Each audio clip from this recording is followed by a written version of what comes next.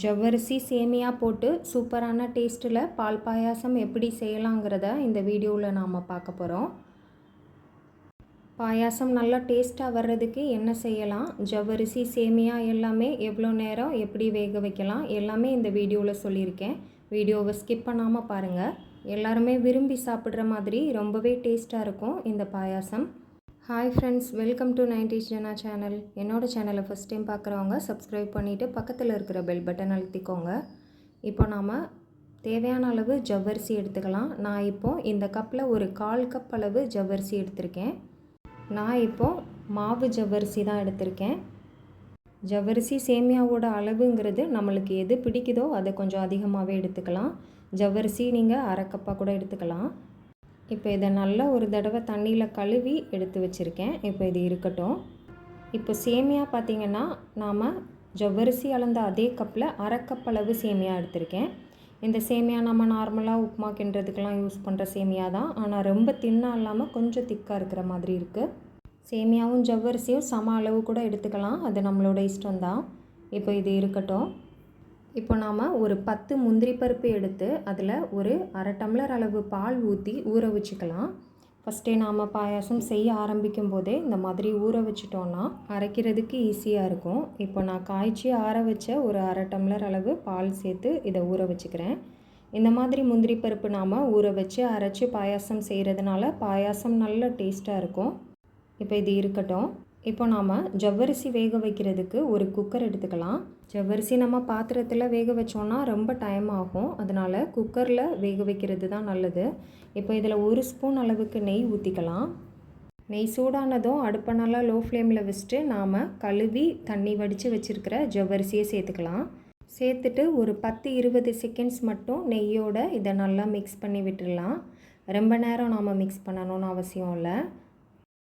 அப்புறமா இதில் ஜவ்வரிசி வேகிறதுக்கு தேவையான அளவு தண்ணி சேர்த்துக்கலாம். நாம் 1/4 கப் அளவு ஜவ்வரிசி எடுத்திருந்தோம். நாம் எடுத்திருக்க ஜவ்வரிசி அளவிலிருந்து ஒரு 5 மடங்கு தண்ணி சேர்த்தோன்னா கரெக்டாக இருக்கும். நான் ஒவ்வொரு கப்லேயும் 1/4 கப்பை விட கொஞ்சம் அதிகமாக தண்ணி சேர்த்து 4 தடவை சேர்த்துருக்கேன். இதுக்கு பதில் நீங்கள் எடுத்திருக்க அளவிலிருந்து 5 மடங்கு அளவு தண்ணியாக கூட சேர்த்துக்கலாம்.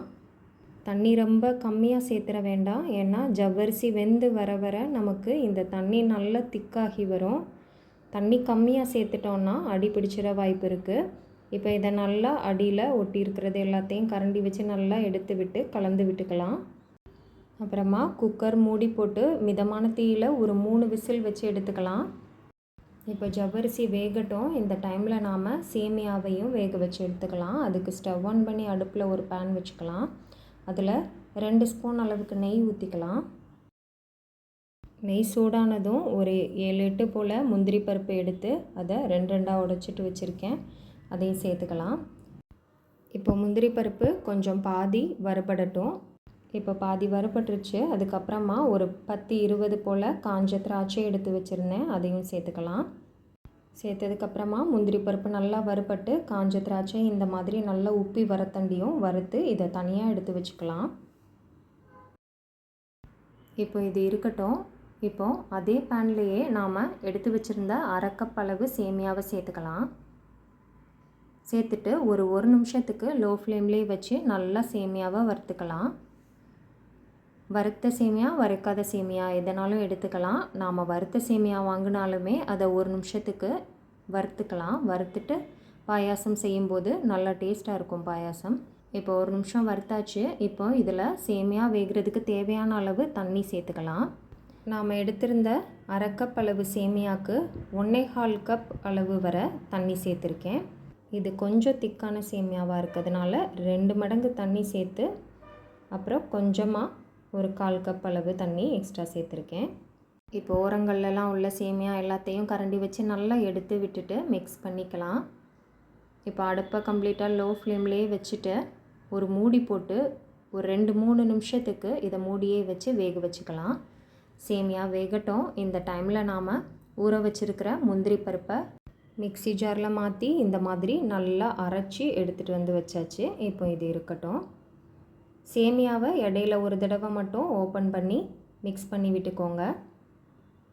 சேமியா பாருங்கள், விரல் வச்சு இந்த மாதிரி அழுத்தினோன்னா உடையிற மாதிரி பக்குவத்தில் இருக்கணும். ரொம்ப குலைவாக வெந்துடக்கூடாது. இந்த சேமியா வேகிறதுக்கு 3 நிமிஷம் ஆச்சு. சேமியா இப்போ கரெக்டான பக்குவத்தில் வெந்துருச்சு. இப்போ பார்க்க கொஞ்சம் தண்ணி தெரிஞ்சால் கூட பரவாயில்ல. நாம் அடுப்பை ஆஃப் பண்ணிவிட்டு மூடி வச்சிடலாம். இது இருக்கட்டும். கொஞ்ச நேரத்தில் 3 விசில் வச்சு நமக்கு ஜவ்வரிசி வெந்ததுக்கப்புறமா குக்கர் ஓப்பன் பண்ணிக்கலாம். இப்போ நமக்கு பார்க்கும்போது சில ஜவ்வரிசி ஒயிட்டாக தெரியும், சில ஜவ்வரிசி கரைஞ்ச மாதிரி தெரியும். நாம் ரொம்ப அதிகமாக ஜவ்வரிசி சேர்க்கலை. இப்போ நமக்கு ரொம்ப பார்க்குறதுக்கு ஜவ்வரிசி தெரியாது. இதை நாம் பாலோடு சேர்த்து அப்புறமா பாயாசம் செய்யும்போது தான் ஜவ்வரிசி நல்லா அங்கங்கே இருக்கிறது தெரியும். இப்போ இதை நல்லா கலந்து விட்டுடலாம். ஸ்டவ் ஆன் பண்ணிவிட்டு நாம் வேக வச்சுருக்கிற சேமியாவை இதோட சேர்த்துக்கலாம். சேமியா சேர்த்துட்டு சேமியா அங்கங்கே கட்டி கட்டியாக தனியாக நிற்காமல் எல்லாத்தையும் நல்லா மிக்ஸ் பண்ணி விட்டுடலாம். நல்லா சேமியா உதிரியாக வர மாதிரி நல்லா மிக்ஸ் பண்ணி விட்டுடலாம். நான் இன்றைக்கி சேமியா தான் அதிகம் எடுத்துருக்கிறதுனால சேமியா தான் அதிகம் தெரியுது பார்க்குறதுக்கு. இப்போ இந்த அளவு நல்லா மிக்ஸ் பண்ணதுக்கப்புறமா தேவையான அளவு சர்க்கரை சேர்த்துக்கலாம். நான் இப்போது 3/4 கப் அளவு ஒயிட் சுகர் எடுத்திருக்கேன். நாம் ஜவ்வரிசி சேமியா எல்லாமே அளந்த அதே கப்பில் 3/4 கப் அளவு எடுத்திருக்கேன். நாம் ஜவ்வரிசியும் சேமியாவும் சேர்த்து மொத்தம் 3/4 கப் எடுத்திருந்தோம். அதே அளவு நான் ஒயிட் சுகர் எடுத்திருக்கேன். இனிப்பு உங்களுக்கு எவ்வளவு தேவையோ அதுக்கேற்ற மாதிரி நீங்கள் ஒயிட் சுகர் சேர்த்துக்கோங்க. நான் சேர்த்துருக்கிற சர்க்கரை அளவுங்கிறது எல்லாருமே சாப்பிட்ற மாதிரி கரெக்டான இனிப்பில் இருந்தது. நீங்கள் ஃபஸ்ட்டே இனிப்பு அதிகமாக சேர்த்துறாமல் குறைவாக சேர்த்துட்டு அப்புறம் தேவைப்பட்டால் கூட நீங்கள் இனிப்பு செக் பண்ணிவிட்டு சேர்த்துக்கலாம். ஃபஸ்ட்டே நாம் அதிகமாக சேர்த்துட்டோன்னா அப்புறம் ரொம்ப இனிப்பாயிடுச்சுன்னா சாப்பிட நல்லா இருக்காது. இப்போது ஒயிட் சுகர் சேர்த்து நல்லா கலந்து விட்டுட்டு இந்த அளவு கொதிக்க ஆரம்பித்ததுக்கப்புறமா அடுப்பை கம்ப்ளீட்டாக லோ ஃப்ளேமில் வச்சுட்டு 1 கப் அளவு காய்ச்சி ஆற வச்ச பால் சேர்த்துக்கலாம். நாம் ஜவ்வரிசி சேமியா அளந்த அதே கப்பில் 1 கப் அளவு பால் சேர்த்துருக்கேன். சேர்த்து நல்லா கலந்து விட்டுடலாம்.